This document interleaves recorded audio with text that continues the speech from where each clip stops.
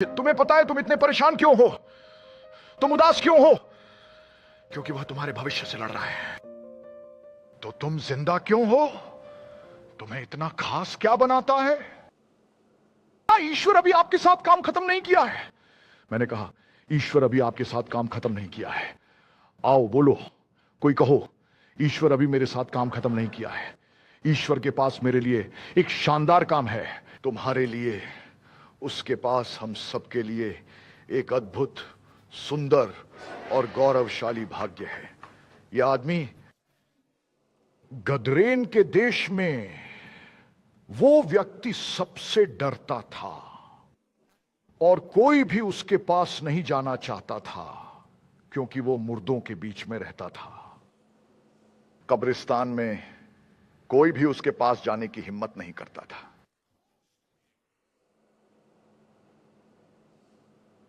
उसके साथ कोई भी खुद को नहीं जोड़ना चाहता था। कोई भी उसके लिए कोई जवाब नहीं रखता था। कोई मानसिक संस्थान भी उसकी सहायता नहीं कर पा रहा था।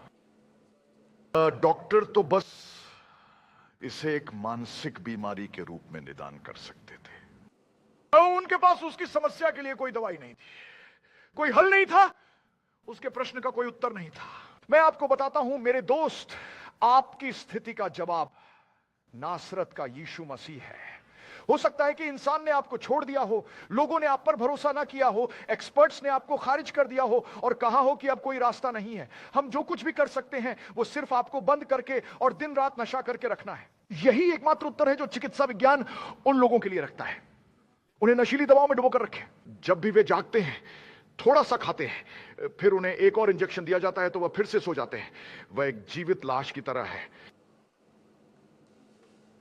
तो उस आदमी को जिसे जीवित व्यक्ति, कीमती जिंदगी या उपयोगी व्यक्ति नहीं समझा जाता था, उस आदमी के लिए यीशु ने यह यात्रा की, एक खतरनाक यात्रा।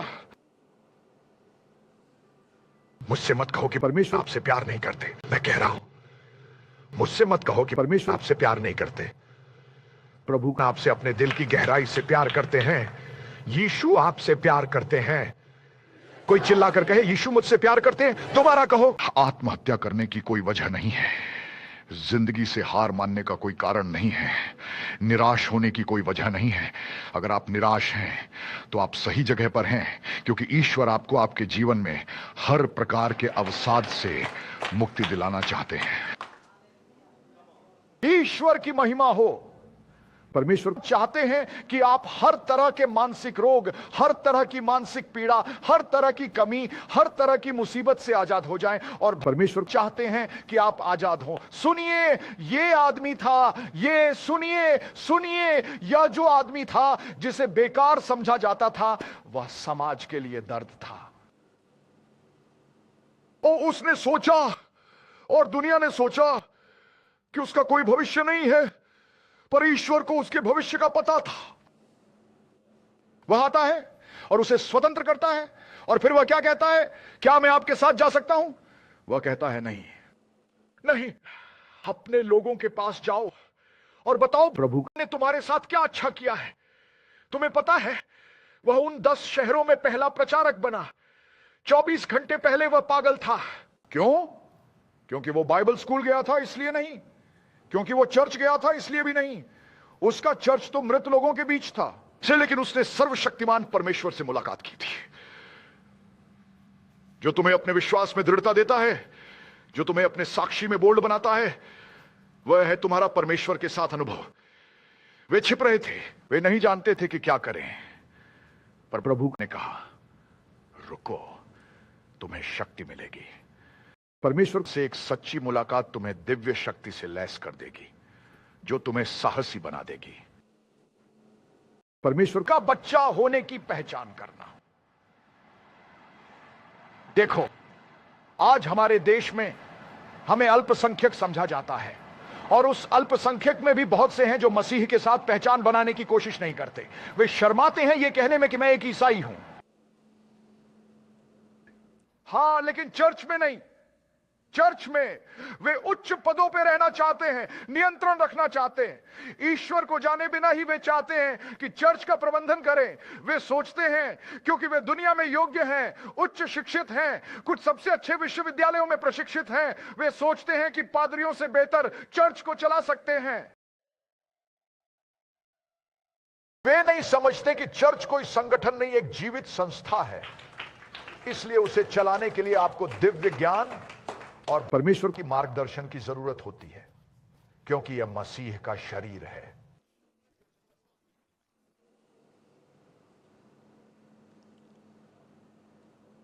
कितने लोग जानते हैं कि यह एक आध्यात्मिक संगठन है। आप सिर्फ नैतिक जगत से सीखकर आध्यात्मिक संगठन को सफलतापूर्वक नहीं चला सकते, क्योंकि आप आत्माओं से निपट रहे हैं, आप एक विरोध से निपट रहे हैं जिसके लिए नैतिक दुनिया और किसी भी विश्वविद्यालय के पास आपको प्रशिक्षित करने की योग्यता नहीं है। तुम्हें पता है तुम इतने परेशान क्यों हो, तुम उदास क्यों हो? क्योंकि वह तुम्हारे भविष्य से लड़ रहा है। तुम इतने अनमोल क्यों हो? इसमें कुछ है जिसे उसने अपने राज्य के लिए खतरा माना है। वो क्या कर रहा है? वो तुम्हें नीचे खींचने और जिंदगी में आने वाली परिस्थितियों से तुम्हें निराश करके ध्यान भटकाने की कोशिश कर रहा है, और तुम्हें यह विश्वास करवा दे कि प्रभु तुमसे प्यार नहीं करते और तुम्हारी परवाह नहीं करते। देखो, अगर प्रभु से प्यार करते हैं तो उसे कब्रों के बीच में क्यों रहने दिया? अगर प्रभु मुझसे प्यार करते हैं तो मैं इन सब मुश्किलों से क्यों गुजर रहा हूं? अगर परमेश्वर मुझसे प्रेम करते हैं तो पैसा कहां है? मैं जिंदगी में इतना निराश क्यों हूं? क्योंकि यह दुश्मन का हमला है। दुश्मन आपको उदास करने, हतोत्साहित करने, यीशु से मुंह मोड़ने और पीछे हटने के लिए हमला करते हैं। परंतु परमेश्वर जानते हैं कि आप कितने अनमोल हैं, और वो चाहते हैं कि शब्द के प्रचार के माध्यम से आप इस बात को समझ जाएं कि आप उनकी नजरों में कितने खास हैं। और अगर आप बस विश्वास कर पाएं और अगर आप उसके मार्गदर्शन के अनुसार चलेंगे तो आप शैतान के कार्यों का विनाश कर देंगे। आपको इसे पहचानना सीखना चाहिए, आपको समझना होगा कि यह कैसे काम करता है। दोस्त, आपको समझना होगा बस इसलिए कि आप ईश्वर की इच्छा में हैं, इसका मतलब यह नहीं कि आपको चुनौतियां और शत्रु के विरोध का सामना नहीं करना पड़ेगा। यीशु एक जीवन खतरनाक तूफान का सामना कर रहे थे। क्या यह सही है? क्या यह सही है?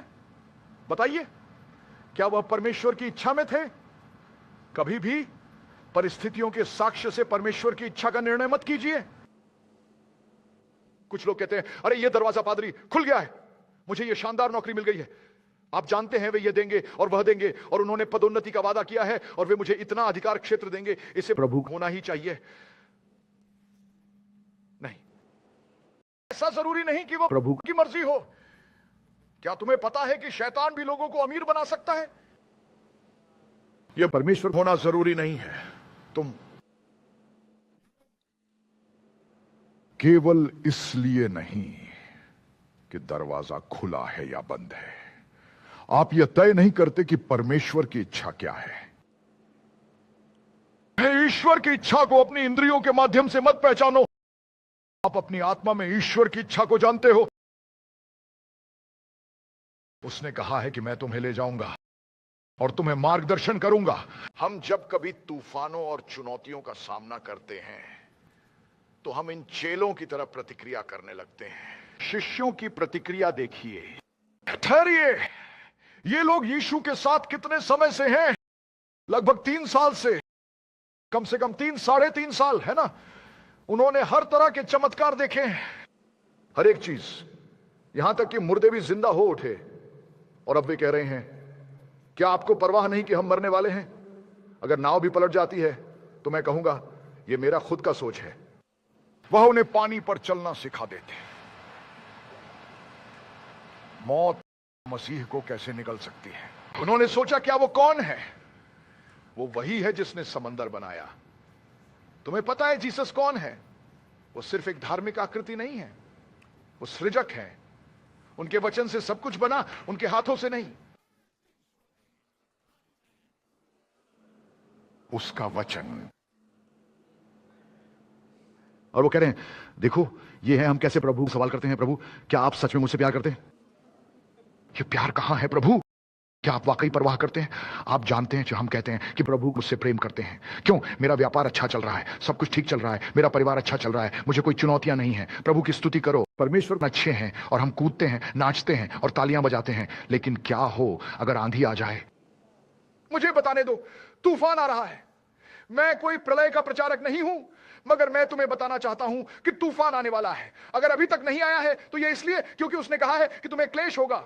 उसने नहीं कहा शायद तुम्हें कष्टों का सामना करना पड़ेगा, ऐसा उसने नहीं कहा। उसने कहा तुम्हें करना पड़ेगा, तो तुम्हें तैयार रहना चाहिए शत्रु का सामना करने के लिए। और प्रभु को ना तो सवालिया नजरों से देखो और जानो कि तुम्हें यीशु पर उंगली नहीं उठानी है, बल्कि शैतान की ओर उंगली उठाकर कहो, शैतान मेरे रास्ते से हट जा। हाँ, तो तूफान पर अधिकार जमाओ। यह समय उसके प्यार, उसके अधिकार, उसकी शक्ति, उसके अधिकारों पर सवाल उठाने का नहीं है। नहीं, ये वो समय है जब तुम्हें यह पता हो कि मैं कौन हूं, और अपनी पहचान के आधार पर मसीह में मैं खड़ी होकर अपनी समस्या से बात करूं।